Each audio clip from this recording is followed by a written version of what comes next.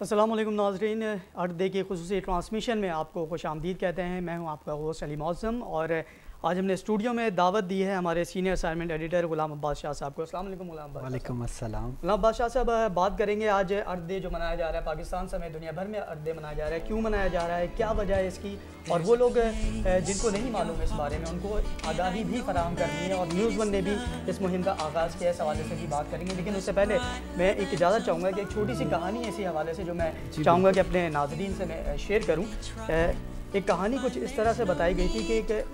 ज़ईफ़ इंसान होता है, वो एक पौधा लगा रहा होता है। तो लोग उन्हें देखते हैं तो कहते हैं कि आप क्यों ये तकलीफ़ उठा रहे हैं, क्या वजह है कि आप ये पौधा लगा रहे हैं, जबकि आप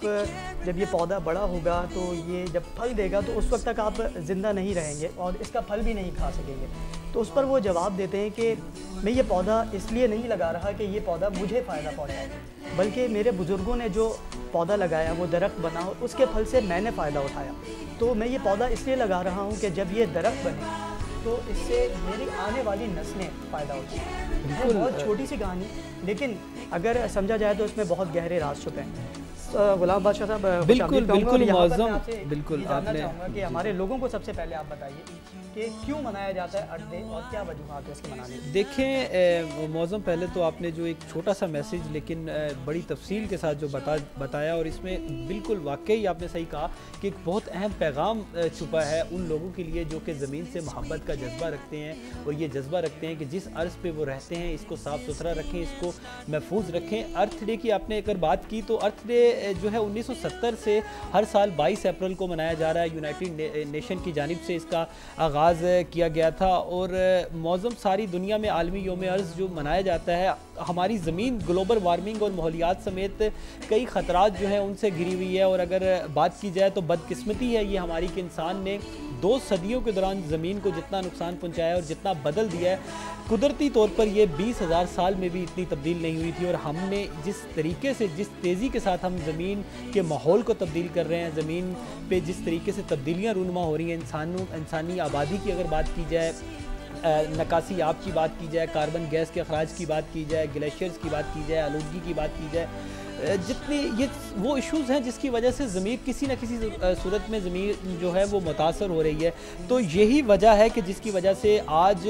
शऊर उजागर करने के लिए जो है अर्थ डे का मनाने का अक़वाम मुत्तहिदा की जानिब से ऐलान किया गया था। और पूरी दुनिया भर में जितने ममालिक हैं वो इस सिलसिला में ज़मीन से मोहब्बत का न सिर्फ इजहार करते हैं, बल्कि मैं आपको बताता चलूँ कि इस बरस अक़वाम मुत्तहिदा की जानिब से जो इंतज़ामिया है, जो जिनकी जानिब से ये अर्थ डे मनाने की बात की गई है, उनकी जानिब से एक टास्क भी रखा गया है कि इस बरस 1 अरब ऐसे काम किए जाएंगे जिसकी वजह से ज़मीन को महफूज बनाने के लिए कुछ ना कुछ इक़दाम किए जाएँ। और ये टारगेट रखा गया है कि 1 अरब तक ऐसे काम किए जाएँ। और इस सिलसिला में पहली कड़ी में अमेरिका में खाली अगर बात की जाए तो 10 करोड़ अफराद जो हैं ऐसे हैं जिन्होंने इस अज़म का इजहार किया है कि वो अर्ज़ को महफूज बनाने के लिए, ज़मीन को अपनी हमारी ये ज़मीन है इसको महफूज बनाने के लिए ये स्टेप्स लेंगे, जिनमें जो इनिशियल तौर पर जो 10 करोड़ अफराद हैं उन्होंने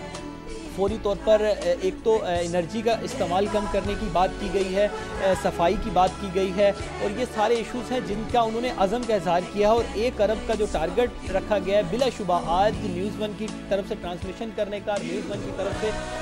अपने लोगों को आगाही देने का जो एक ट्रांसमिशन का एहतमाम किया गया, उसका मकसद भी यही है कि हम अपने लोगों को आगाही दे सकें कि ये ज़मीन आपकी है, हमने इस पर रहना है, हमारी आने वाली जो नस्लें हैं, हमारे आने वाले जो अफराद हैं वो यहाँ पर ज़िंदगी गुजारेंगे। और अगर हमने इसको महफूज बनाने के लिए इक़दाम ना किए।